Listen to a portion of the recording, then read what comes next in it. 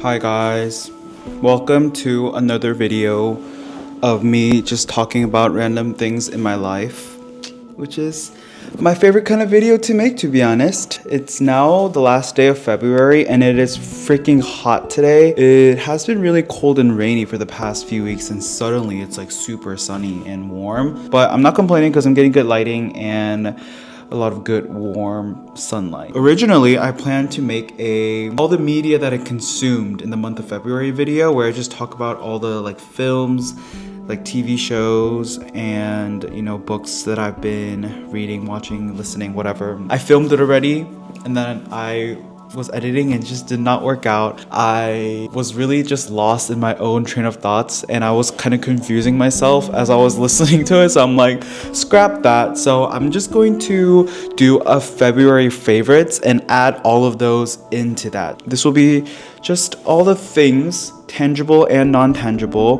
that I enjoyed in the month of February. And also the mic stand for the day is this tube of paint. It's really random and I don't know why I have it, but I do. So let's start with books. I'm currently reading 3 books at once right now, and out of those 3, this one is definitely my favorite.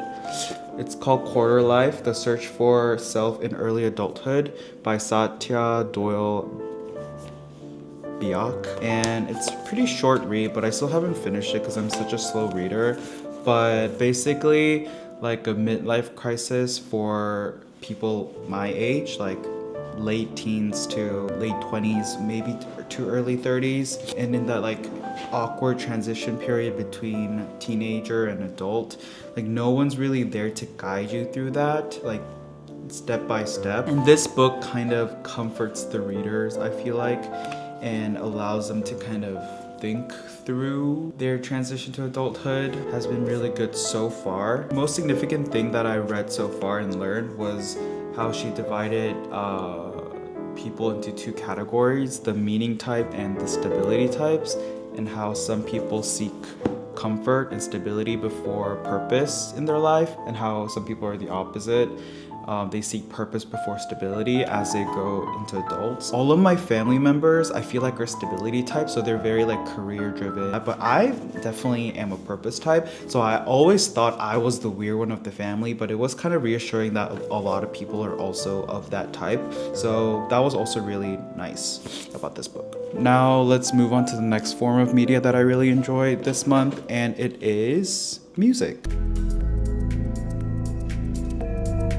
In the music category, my favorite album that I listened to was Tell Us About Yourself by Yaron Beck. Oh my goodness, this album is so good. I've known this album for quite a long time. It came out 2020 and I listened to it for the first time in college. During then, I just liked the music for the sake of listening to it. I just liked the melody and the instruments, but this time I kind of listened to the lyrics and kind of like sat with the album for a bit. The overarching theme is heartbreak and like moving on, but it also really focuses on like living like for yourself and not based on other people's standards or living for other people's approval. There are a lot of songs about like how she had to change herself and be somebody completely different for the sake of other people.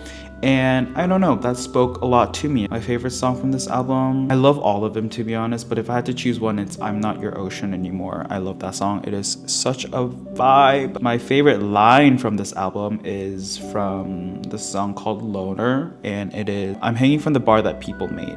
And yeah, that just kind of paints the image of her really struggling to live based on this standard that other people have set for her and how she is trying to like let go, I guess. I love this album. Give it a listen, start to finish. It's an entire journey. Next form of media, it's TV shows. I've talked about this in my past vlog, and the TV show that I've been obsessed with this past month is Attack on Titans. I'm not a TV show person. It takes a lot for me to get invested into a show, so I don't really end up like watching it all the way. And I'm not an anime watcher. I don't think I've ever finished an anime series before. Oh, actually that's a lie. I did watch JJK and I did watch the first season of Chainsaw Man. So for me to finish, like the entirety of Attack on Titans in like a span of 1 month is crazy to me. It was like 4 seasons plus a movie, and I watched it all in the past month. It was just so good. The plot is just amazing. The character development is so good. I just love the artwork. I don't even know how they draw so many different angles in such short amount of frames. It's crazy. Also love the plot twists and turns. It's so gripping. And I also really like the ethical questions and dilemmas that the show poses as well. It's like very thought-provoking. If I had to talk about like one theme or topic that really intrigued me, was like the topic of like not everyone is destined for greatness and not every death in life is meaningful, which is kind of sad, but there are like a lot of sacrifices to be made. A lot of people had to die for other people's success and longevity. So it kind of made me question, like, why are some lives thrown away so easily and some lives are considered more valuable? If you want to get invested into a TV show and have your heart broken into 1,000 different pieces, you should watch Attack on Titans. I had like post-show depression for like a week after I watched the last episode, which was a full-on movie, by the way, and I watched it in theaters. There was only one day in the US where they aired it in theaters. I think they actually ended up having more dates later on because so many people complained, but at that point that was the only day, and I really wanted to watch the movie in theater, so I had to watch all of the seasons in like a span of 2-3 weeks. So I was super invested. It was worth it though, and I'm watching it for the second time again, and I'm on the second season. It's so good. Next category, movies. 0.01公分，我对他一无所知。 Another movie that I watched is Chungking Express. This movie is so good. I think this is my all-time favorite movie, and there's actually like not a sequel, but like a sister movie. It was supposed to be one long movie, but the director cut it into 2, and that other film is Fallen Angels, and that one is also really good. I first watched it last year and I watched it again this year, but the first time I watched it, it was such a culture shock to me. I've never seen a movie that was so like cinematography driven. All the movies I watched up to that point were more like dialogue driven, plot driven, gripping the audience through like tension. But this movie was so like, it was not dramatic. It was like really slow paced. Not a lot of dialogue, to be honest. It was more driven by like colors and different shots and stuff, and it was just really such a beautiful movie.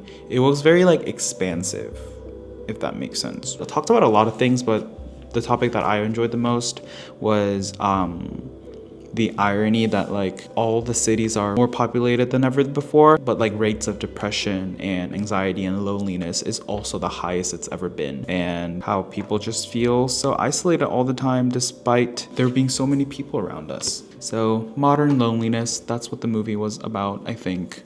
It also talked about like uncertainty of like transformation and like changes and stuff, but that's another whole story to talk about. I think that's all the media that I wanted to talk about in the previous video that I planned to make. Now let's talk about some physical, tangible items. The first thing I have is this Nike hat. I absolutely adore this hat. This hat, my parents bought it for me when I went to the Nike store. I have a very voluminous head. My cranium is very spacious. I don't know if it's filled with knowledge. I don't think so. And that means that it's really hard for me to fit my entire head into a hat. So I've never liked the look of hats on me. But this hat, like the height of it is sufficient even for my head. So like I really like the fact that it like kind of covers my face and like my head. So I feel like this is the only hat that actually looks decent on me. In the past, when I had bad hair days, I would just try to fix it as much as possible. But now that I have a hat that actually suits me, I just wear this and it's so convenient. I love it. Next item, it's my old gua sha. I've had this for like almost a year now. After I bought it, it was left untouched for months until this month. I watched this YouTube shorts about like the benefit of gua sha and stuff, and how this person used it and had like really good jawline. So I'm like, and I've been kind of thinking about my lack of a jawline. So I'm like, ooh, I should really try gua sha again. And I realized, oh, I have one in my drawer. So I started using it.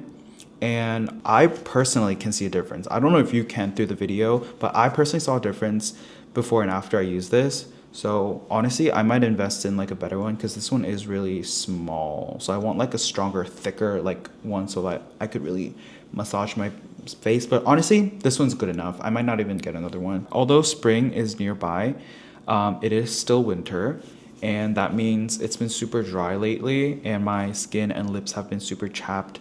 And I've been using this one lip balm, but honestly I haven't really been liking it for its moisturizing effect. It was just more because it was slightly tinted, but it wasn't actually really like hydrating. So I got this just in a grocery store.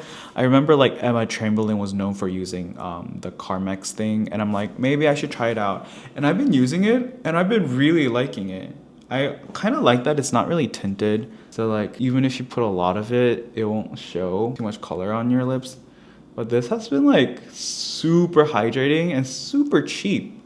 Cause like I don't want to spend like $20+ on like lip balm. I feel like all the lip balms at Sephora are like so expensive. And it smells so good. It's cherry flavored. I don't usually like cherry flavored stuff, but this smells really good. And to be honest, it tastes really good too. Are we already on the last item? I know I did like a what's in my bag video a week ago or something, and that bag is still my go-to bag, but lately I have like a new go-to bag, and it's this black bag. I thrifted it a while ago, and I like how it's just really chic and really simple, but it's also real leather. This isn't my go-to bag because it doesn't fit my laptop, and I usually want to bring my laptop everywhere. But if I'm going to school and all I need is an iPad, because all of our assignments, our lecture slides are all on my iPad. So if that's the only thing I need to bring, this bag is perfect for it. My iPad fits perfectly. I like how there's like two handles instead of one. And I like how the handles start from the very ends, not like in the middle. So it gives tote vibes, but it's also kind of different from like a typical tote. This has been my favorite bag this past month, for certain situations, of course. My brown bag that I showed in my what's in my bag video is still my go-to bag when I need to carry everything that I need. So yeah, that was all I have for this month's February favorites. I'm actually kind of glad that my first video kind of didn't work out, so that now I could show you guys not just media but also the items that I've been enjoying this past month. So yeah, thanks for watching again. I hope your February was also a great month. Thank you again, and see you in the next one.